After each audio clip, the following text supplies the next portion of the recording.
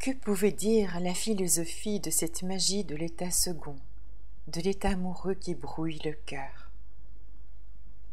La philosophie échoue à dire l'émerveillement, l'enchantement, le désir, l'amour, le baiser, tout ce qui fait pétiller la vie. Elle est étrangère à l'état second dans lequel nous plonge l'amour. Son discours est froid, technique et rationnel. Elle peut en parler, mais elle ne peut rien en dire.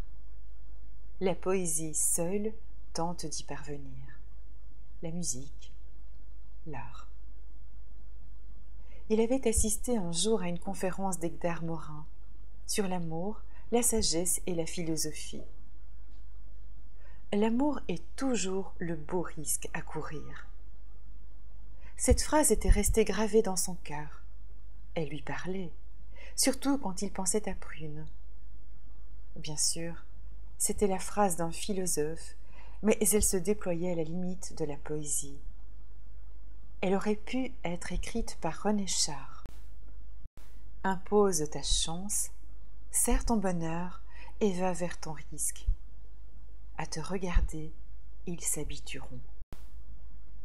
Edgar Morin avait ajouté « L'amour sans la raison nous ferait sombrer dans le délire.